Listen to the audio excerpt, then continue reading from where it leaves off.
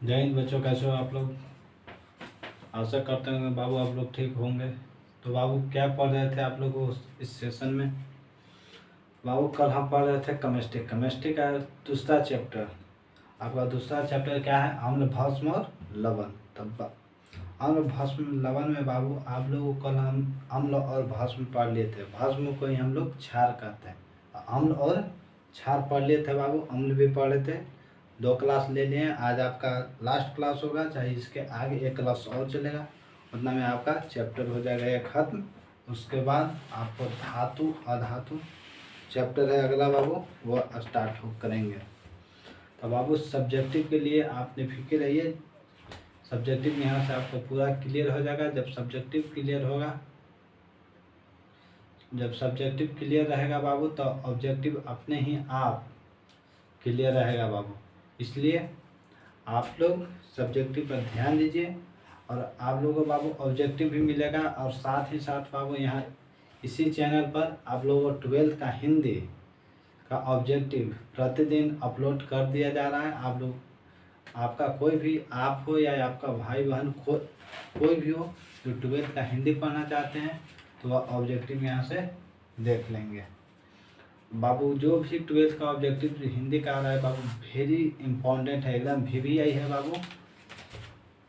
तो उस सबको भी देखना ना भूलें और वीडियो को देखें और अपने दोस्तों के पास शेयर करें, ताकि हम भी मोटिवेट हो सकें और अपने अच्छी तरह से पढ़ाएं। चलते हैं बाबू, आज हम स्टार्ट करते हैं। तो आप लोग बताइए कि अम्ल का pH मान कितना होता है। अम्ल का pH मान, जो अम्ल होता है बाबू, अम्ल का pH मान, अम्ल का pH मान कितना होता है बाबू, बताइए आप लोग कमेंट बॉक्स में। तो बाबू अम्ल का pH मान होता है जो 7 से कम होता है। 7 से कम जो होता है उसको क्या कहते हैं, अम्ल से कम। क्षार, क्षार का pH मान कितना होता है बाबू, बताइए। क्षार का pH मान 7 से अधिक। क्षार का pH मान, अगर कोई बाबू बोल दे कि अम्ल का pH मान कितना होता है, तो अम्ल का pH मान 7 बाबू 7 से कम होता है। क्षार का pH मान 7 से अधिक। और उदासीन का pH मान कितना होता है बाबू, तो उदासीन का pH मान होता है 7। उदासीन का कितना होता है, 7। बाबू बताइए कि दो कोई पदार्थ है जिसका pH मान 1 और 5 है। मान लीजिए कोई 2 पदार्थ है, उसका pH मान, एक का pH मान 1 है और एक का pH मान 5 है। तो बताइए कि सबसे ज़्यादा अम्लीय कौन होगा। पदार्थ है ए होगा अम्लीय ज़्यादा कि बी होगा बाबू। मान लीजिए कि एक पदार्थ ए है जिसका pH मान 1 है, एक पदार्थ बी है जिसका pH मान 5 है। तो बताइए कि दोनों में सबसे ज़्यादा अम्लीय कौन होगा।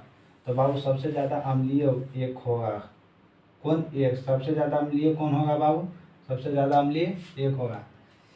और इसी तरह बाबू अगर पूछ दे कि 8 और 13 में सबसे ज़्यादा क्षारीय कौन है, तो सबसे ज़्यादा बाबू जो अंक में सबसे ज़्यादा वो क्षारीय सबसे ज़्यादा, और अम्ल में बाबू जो अंक में सबसे कम वो अम्लीय ज़्यादा, और क्षार में बाबू जो अंक में सबसे ज़्यादा वो क्षारीय ज़्यादा। तो 8 और 13 में ज़्यादा कौन है, 13। तो 13 क्या है, सब ज़्यादा क्षारीय है, और 8 क्या है, कम क्षारीय है। तो बाबू आप लोगों को यहाँ तक कल ही समझा दिए थे। आज हम चलते हैं लवण। आप लोगों के बाबू कल नहीं पढ़ाए थे, अम्ल और क्षार ही पढ़ाए थे। तो आज हम लोग पढ़ेंगे लवण।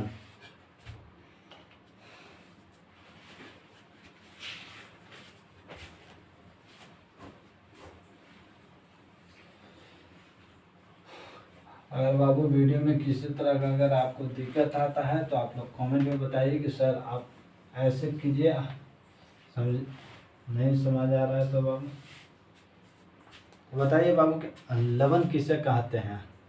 लवण बाबू अम्ल और क्षार जब अभिक्रिया करता है तो वह क्या बनाता है, लवण और जल बनाता है।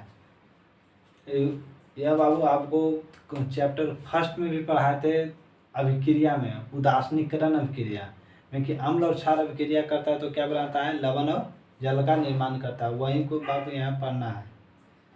तो लवण क्या होता है बाबू, अम्ल और जब भस्म अभिक्रिया करता है तो क्या बनाता है, लवण और जल। भस्म बोलिए या क्षार, अम्ल प्लस भस्म, अम्ल भस्म अभिक्रिया करेगा तो क्या बनाएगा बाबू, लवण और जल का निर्माण करेगा।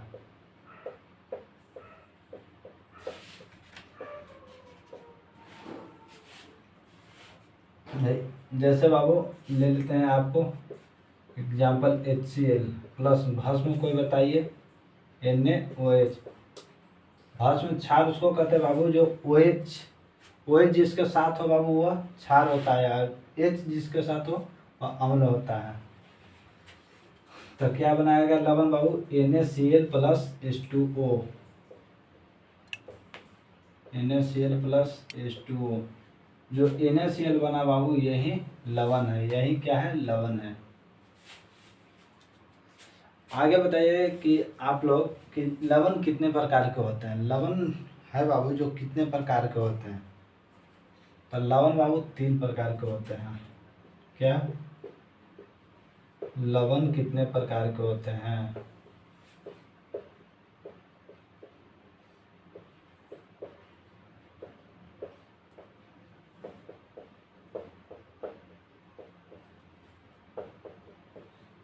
लवण कितने प्रकार के होते हैं बाबू, लवण 3 प्रकार के होते हैं। कौन कौन,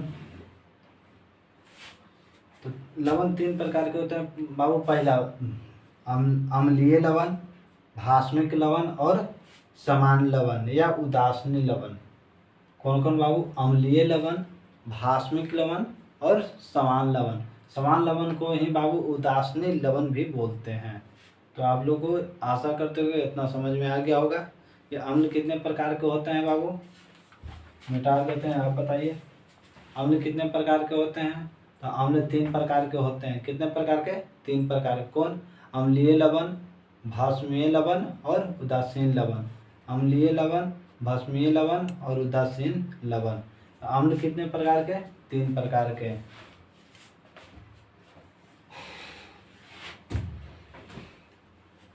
अब बताइए कि अम्लीय लवण किसे कहते हैं।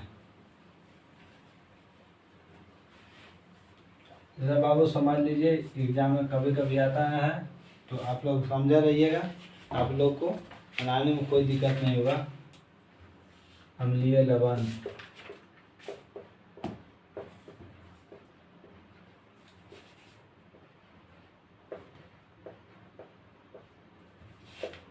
अम्लीय लवण किसे कहते हैं बाबू। अम्लीय लवण उसे कहते हैं जब एक प्रबल अम्ल, जब क्या बाबू, एक प्रबल अम्ल एक दुर्बल भस्म के साथ अभिक्रिया करता है, के साथ अभिक्रिया करके लवण का निर्माण करता है। क्या बाबू, अम्ल और भस्म एक प्रबल अम्ल, देखिए प्रबल अम्ल प्लस दुर्बल भस्म, दुर्बल भस्म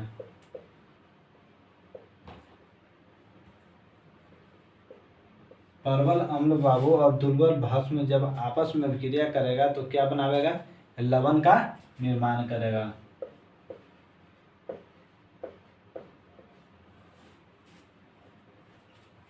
लवण प्लस जल बाबू, अम्ल और क्षार जब भी अभिक्रिया करता है तो लवण और जल का निर्माण करता है।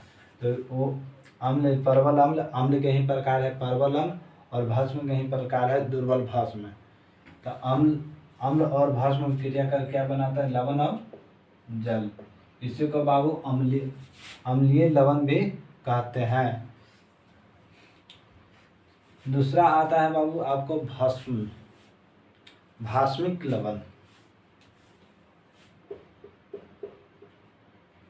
क्या, भास्मिक लवण, भास्मिक लवण। भास्मिक लवण उसको कहते हैं बाबू जब दुर्बल अम्ल और प्रबल भस्म, क्या बाबू यहाँ क्या था, प्रबल अम्ल और दुर्बल भस्म। यहाँ क्या होगा, दुर्बल अम्ल और प्रबल भस्म अभिक्रिया कर लवण और जल का निर्माण करेगा उसको क्या करेंगे, भास्मिक लवण।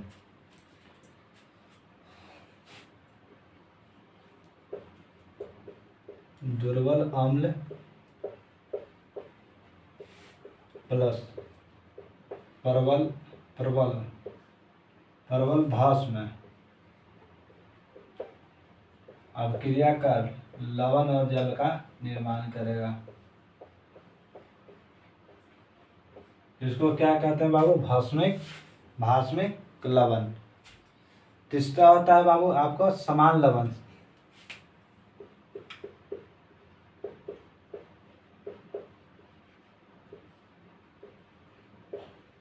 समान लवण बताइए किसको कहते हैं।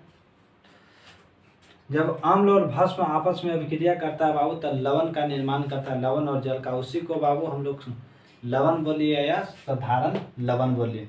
जो कि पीछे बताए हैं, अभी बताए थे बाबू कि लवण कैसे बनता है। अम्ल और क्षार अभिक्रिया कर क्या बनाता है, लवण और जल का निर्माण करता है। उसी को बाबू हम लोग साधारण लवण कहते हैं। तो आशा करते हैं बाबू लवण समझ में आ गया होगा आप लोगों को। तो अम्ल भस्म और लवण खत्म हो गया।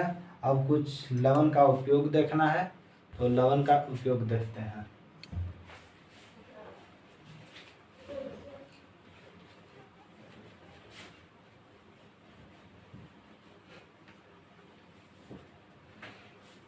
अब आप लोग बताइए, सोडियम क्लोराइड नाम सुने होंगे, सोडियम क्लोराइड।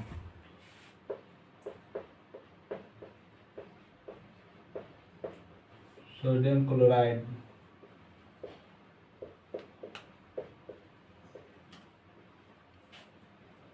सोडियम क्लोराइड बाबू एक लवण है।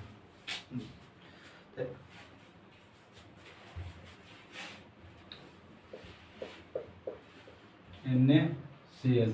सोडियम क्लोराइड का अनुसूत्र क्या होता है, NaCl। तो इसको बनाने का विधि क्या है बाबू, अब उपयोग पढ़ना है। अब सब खत्म हो गया है, अम्ल क्षार और लवण, अब सिर्फ उपयोग पढ़ना है। तो लवण का उपयोग पढ़ लेंगे और आपका चैप्टर हो जाएगा समाप्त। तो इसका सोडियम क्लोराइड का अनुसूत्र क्या होता है बाबू, NaCl। अनुसूत्र ऐसे तो वहां लिख दिया बाबू NaCl। बनाने की विधि, यह बनता है कैसे, बनाने का विधि।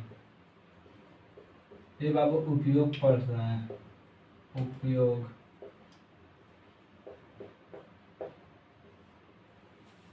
तो बाबू बनता है कैसे, जब सोडियम हाइड्रोक्साइड और हाइड्रोक्लोरिक अम्ल अभिक्रिया करता है तो अब सोडियम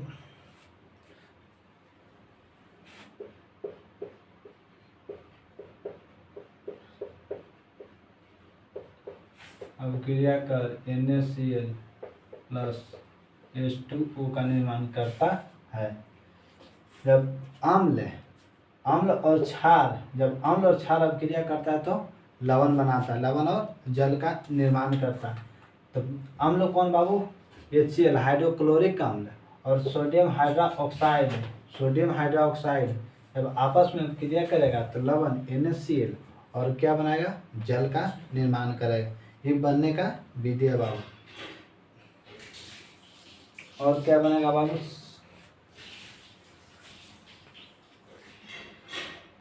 एक साधारण नमक है बाबू, जो NaCl है साधारण नमक है। एक नमक होता है सेंधा नमक।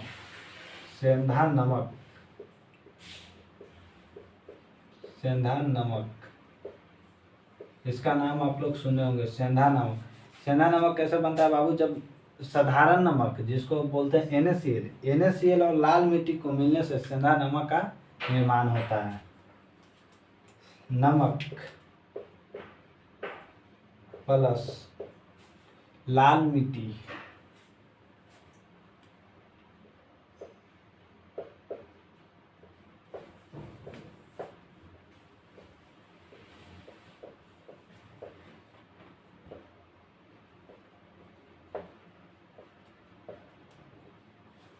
जब सेंधा नमक के नाम आप लोग सुने होंगे बाबू, तो वह कैसा बनता है सेंधा नमक। तो सेंधा नमक बनने के लिए बाबू आप लोग को साधारण नमक लेना है। साधारण नमक जिसको आप लोग रोज यूज करते हैं खाने में, साधारण नमक वही होता है। नमक में जब लाल मिट्टी को मिलाते हैं तो वह सेंधा नमक का निर्माण करता है। आप लोगों को बाबू NaCl नमक समझ में आ गया होगा। इसके आगे है आप लोगों को पढ़ना उपयोग देखते हैं सोडियम हाइड्रोक्साइड। तो बाबू आप लोग बताइए कि सोडियम हाइड्रोक्साइड का अनुसूत्र क्या होता है या सूत्र क्या होता है। नमक आप लोगों को खत्म हो गया।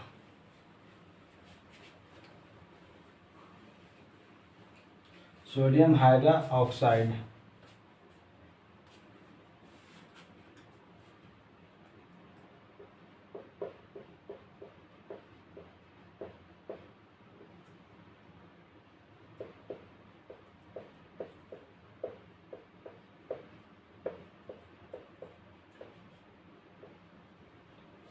बाबू बताइए आप लोगों को सोडियम हाइड्रोक्साइड का अनुसूत्र क्या होता है। सोडियम हाइड्रोक्साइड का अनुसूत्र होता है बाबू NaOH। NaOH जब बाबू NaOH को पर विद्युत धारा प्रवाहित कराते हैं तो यह क्या होता है कि सोडियम पॉजिटिव और OH माइनस निगेटिव में टूट जाता है। जैसे बाबू तो NaOH का उपयोग क्या है बाबू, साबुन बनाने में, अपमार्जक बनाने में उपयोग पड़ रहा है। तो इसका उपयोग क्या क्या है, साबुन बनाने में और अपमार्जक बनाने में, कागज बनाने में, प्रयोगशाला में, इस सब में NaOH का उपयोग है। यानी कि हाइड्रोक्साइड का उपयोग क्या किस किस में है बाबू, तो साबुन बनाने में, पहला साबुन बनाने में,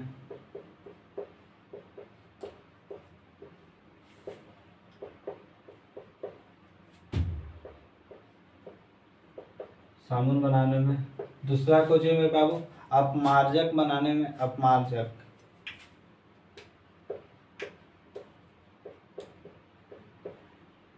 अपमार्जक बनाने में, कागज बनाने में,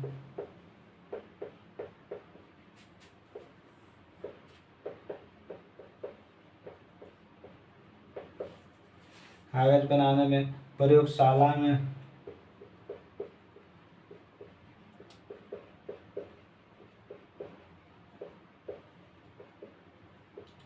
अगर बाबू आप लोग से कोई पूछे कि सोडियम हाइड्रोक्साइड का उपयोग क्या क्या है, तो सोडियम हाइड्रोक्साइड का उपयोग करते हैं बाबू हम लोग साबुन बनाने में उपयोग करते हैं। फिर किस में करते हैं बाबू, अपमार्जक बनाने में करते हैं। और क्या करते हैं तो बाबू प्रयोगशाला में करते हैं, कागज बनाने में करते हैं। इस सब में क्या करते हैं बाबू, सोडियम हाइड्रोक्साइड का उपयोग करते हैं। तो बाबू आप लोग को इतना समझ में आ गया होगा। अगला उपयोग है H2 यानी कि हाइड्रोजन का उपयोग। हाइड्रोजन का उपयोग कहाँ कहाँ होता है, सब बाबू कोई कोई उपयोग पूछ देता है तो देख लीजिएगा एक नज़र। ज़्यादा इस पर ध्यान न भी दीजिएगा तो कोई दिक्कत नहीं है, लेकिन एक नज़र देख लीजिएगा, कभी हो सकता है कि आ जाए एग्जाम में। अगला उपयोग है बाबू हाइड्रोजन का। क्या बाबू, हाइड्रोजन H2 का प्रयोग, H2 का उपयोग, H2 का उपयोग कहाँ कहाँ होता है, यानी कि हाइड्रोजन का उपयोग कहाँ कहाँ होता है। तो बताइए बाबू आप लोग के हाइड्रोजन का उपयोग कहाँ कहाँ होता है। हाइड्रोजन का उपयोग बाबू हम लोग करते हैं अमोनिया के निर्माण में। किसमें, अमोनिया के निर्माण में। अमोनिया के निर्माण में किसका उपयोग करते हैं, तो हाइड्रोजन का उपयोग करते हैं। और किस में करते हैं बाबू, वनस्पति तेल में या घी बनाने में। वनस्पति तेल बनाने में किसका उपयोग किया जाता है, तो हाइड्रोजन का उपयोग किया जाता है। और ईंधन के रूप में किसका उपयोग किया जाता है, तो हाइड्रोजन का किया जाता है। अमोनिया में, अमोनिया के निर्माण में लिख देते हैं पूरा, अमोनिया के निर्माण में वनस्पति घी में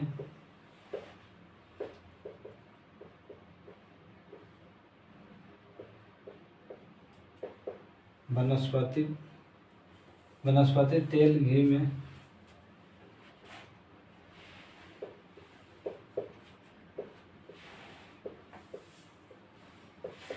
और किस में करते हैं बाबू, आप लोग बताइए। आपके बनाए थे ईंधन के रूप में,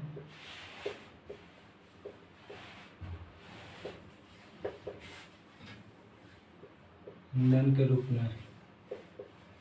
तो बताइए बाबू कि आप लोग को कि हाइड्रोजन का उपयोग कहाँ कहाँ किया जाता है। तो हाइड्रोजन का उपयोग करते हैं बाबू अमोनिया के निर्माण में करते हैं हम लोग।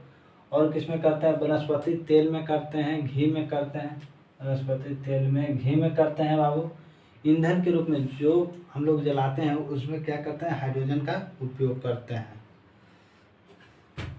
तो बाबू 3 या 4 उपयोग देख लेंगे, 3 उपयोग देख लिए बाबू। तो आप लोग से एक क्वेश्चन करते हैं, आप लोग बताइए कि साबुन का उपयोग, साबुन बनाने में किसका उपयोग किया जाता है। कमेंट बॉक्स में लिखिएगा। साबुन, साबुन बनाने में किसका उपयोग किया जाता है, यह आप लोग कमेंट बॉक्स में लिखिए और जल्दी जल्दी बताइए। कुछ देर आप लोग का वेट करते हैं, तब तक आप लोग का आंसर कमेंट बॉक्स में लिख दीजिएगा। तो बताइए कि साबुन बनाने में किसका उपयोग किया जाता है।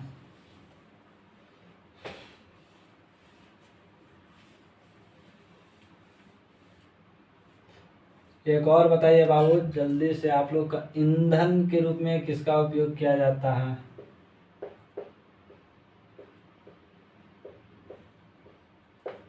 ईंधन के रूप में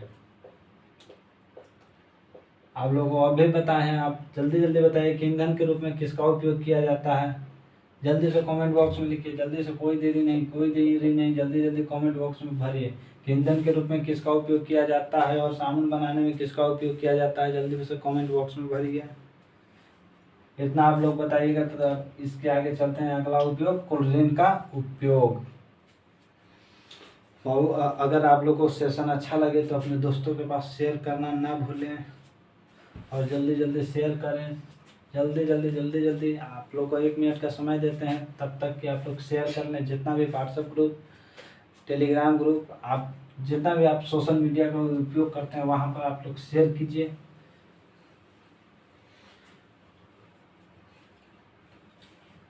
चलिए बाबू, तो अगला आता है क्लोरीन का उपयोग। तो यहाँ तक बाबू आप लोग को आशा करते हैं समझ में पूरी तरह से आया होगा।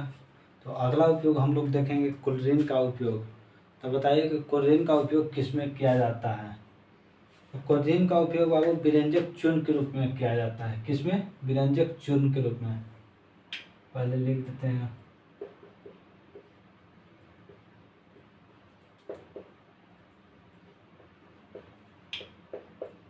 Cl2 लिखे बाबू, आप लोग को समझ में आएगा Cl2 क्यों, क्या लिखे, क्लोरीन। Cl क्या होता है बाबू, क्लोरीन। तब क्लोरीन का उपयोग, क्लोरीन का उपयोग हम लोग करते हैं बाबू विरंजक चूर्ण के रूप में। किस में करते हैं, विरंजक चूर्ण के रूप में करते हैं बाबू। और किस में करते हैं, कीटनाशक के रूप में।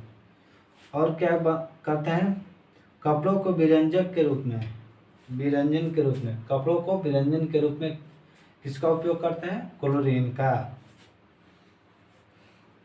तो बताइए आप लोग कि किस में करते हैं बाबू। तो विरंजक चूर्ण बनाने में, पहला क्लोरीन का उपयोग किसमें, विरंजक चूर्ण बनाने में, विरंजक चूर्ण बनाने में।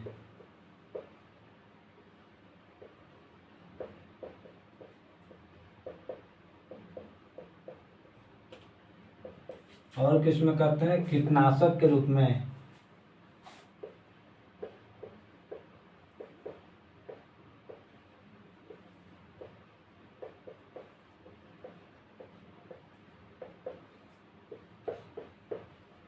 कपड़ा में बाबू। और किस में करते हैं बाबू, कपड़ा के विरंजक के रूप में।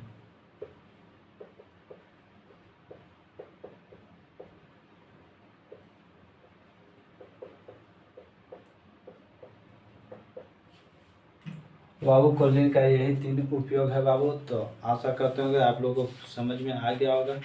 कि क्लोरीन का उपयोग कहाँ कहाँ करते हैं। तो क्लोरीन का उपयोग बाबू व्यंजक चूर्ण बनाने में करते हैं बाबू, कीटनाशक के रूप में करते हैं और कपड़ा के व्यंजक के रूप में करते हैं।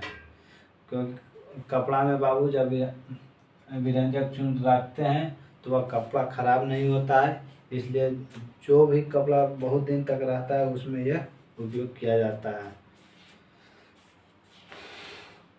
तो बाबू आप लोग बताइए कि व्यंजक चूर्ण का अनुसूत्र क्या होता है। जो व्यंजक चूर्ण होता है, व्यंजक चूर्ण का अनुसूत्र क्या होता है बाबू, का अनुसूत्र आप लोग बताइए कि व्यंजक चूर्ण का अनुसूत्र क्या होता है। तो व्यंजक चूर्ण का अनुसूत्र होता है बाबू CaOCl होल 2 होल Cl। क्या बाबू, CaOCl होल Cl। इसी को बाबू हम लोग बोल सकते हैं CaOCl2। किसका यह सूत्र है बाबू, व्यंजक चूर्ण का सूत्र है। इस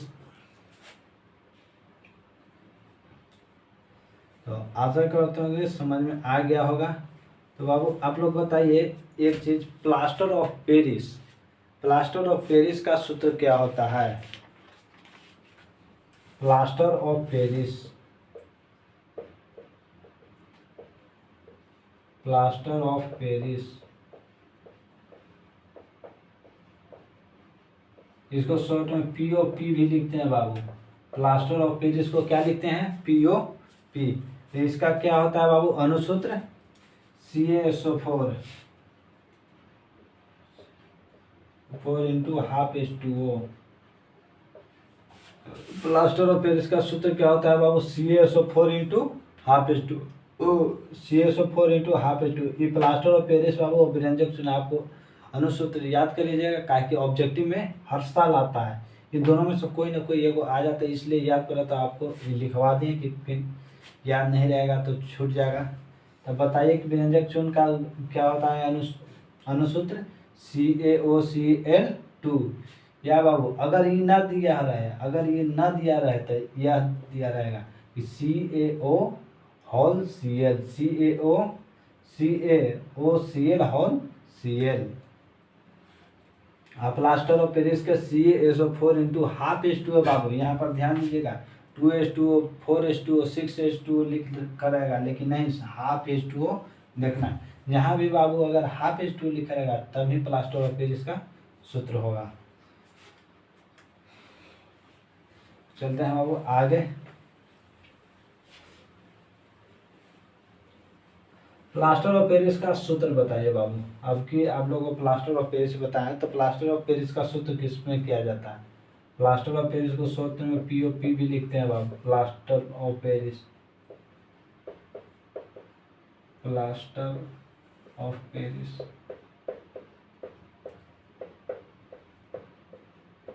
प्लास्टर ऑफ पेरिस का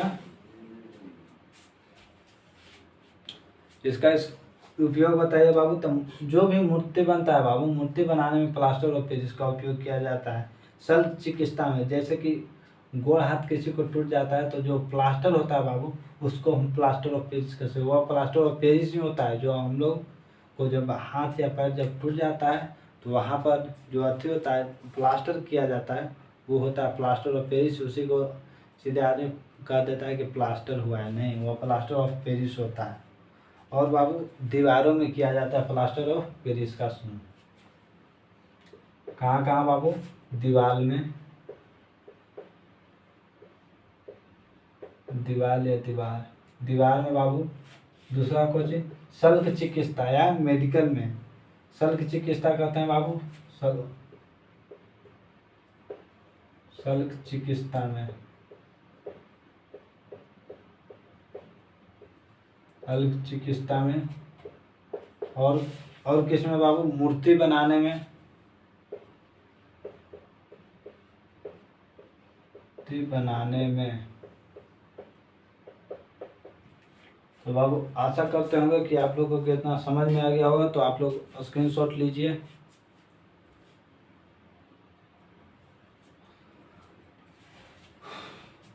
तो बाबू आप लोग को अब देखेंगे नेक्स्ट क्लास में। आज के लिए ये इतना ही रखते हैं, फिर मिलेंगे आप लोग से अगले वीडियो में। अगर बाबू आप लोगों को वीडियो का कंटेंट अच्छा लगे तो आप लोग वीडियो को लाइक करना ना भूलें, लाइक ज़रूर करें बाबू। और चैनल पर पहले बार हैं तो चैनल को सब्सक्राइब करें और अपने दोस्तों के पास शेयर करें, ताकि हम भी मोटिवेट हो सके और आप लोग को अच्छे से और पढ़ा सकें। अगर बाबू आप लोगों को और दूसरा सब्जेक्ट जो भी पढ़ना है तो आप लोग कमेंट बॉक्स में ज़रूर कीजिए कि सर हम ये सब्जेक्ट पढ़ना चाहते हैं। ऐसे तो आप लोग इस चैनल पर फिजिक्स, केमिस्ट्री, मैथ और हिंदी मिल रहा है। इसके अलावा अलग आप लोगों को लगता है कि आर्ट्स पेपर भी पढ़ेंगे तो आर्ट्स पेपर भी वीडियो अपलोड कर दिया जाएगा बाबू, इसमें आपको कोई दिक्कत नहीं है। अगर लाइव पढ़ना चाहते हैं तो आप लोग बताइएगा कि हाँ सर हम इस टाइम में लाइव पढ़ेंगे, उस टाइम में आप लोगों को लाइव भी आवेंगे लेकर। तो ठीक है, आज के लिए इतना ही, मिलते हैं फिर अगले वीडियो में।